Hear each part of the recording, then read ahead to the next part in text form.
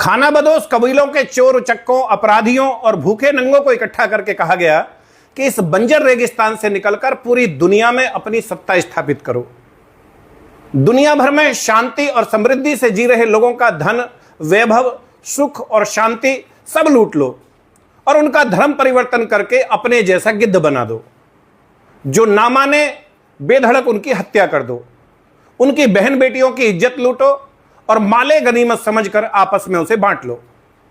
विस्तारवाद के युद्ध में जीते तो विजेता कहलाओगे, मर गए तो शहीद, और फिर 72 तो ऊपर मिलेंगी ही, 130 फुट लंबी।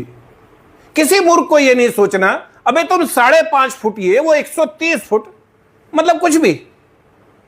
खैर, उनका लक्ष्य स्पष्ट था, सबको अपने जैसा बनाना। लूट के माल का लालच और हवस पूर्ति की कुंठा विस्तार का माध्यम बने। शांति और सुख चैन से जी रही दुनिया में लूटपाट, मारकाट, व्यभिचार और धर्म परिवर्तन के माध्यम से पूरे विश्व में आतंक का साम्राज्य खड़ा कर दिया गया।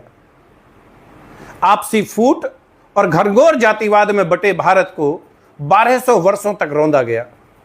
1946-47 में धार्मिक आधार पर 22 लाख सनातनियों का कत्ल करके भारत माता का विभाजन कर दिया गया। जबरन पाकिस्तान और पूर्वी पाकिस्तान बना दिया। बाद में वही पूर्वी पाकिस्तान एक अलग देश बांग्लादेश बन गया। चलो जान छूटी, अब तो हम शांति से रहते, अब तो हम शांति से जीते।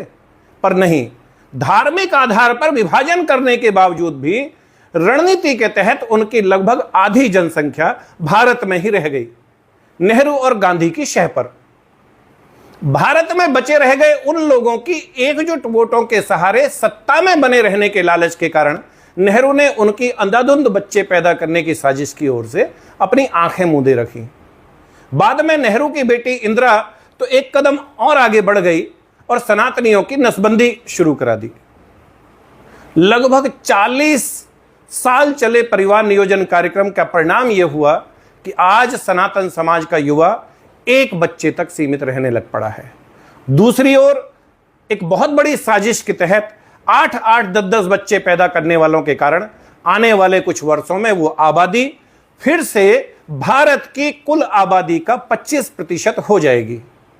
और अगर समय रहते एक्शन नहीं हुआ तो वो आबादी गुणात्मक रूप से बढ़ेगी और जिस दिन वो आबादी भारत की कुल आबादी का 50% हो गई तो बड़े पैमाने पर सामूहिक नरसंहार और भारत के पुनर्विभाजन को रोकना लगभग असंभव हो जाएगा। इसलिए अब यह आवश्यक हो गया है कि सबसे पहले जनसांख्यिकीय असंतुलन की समस्या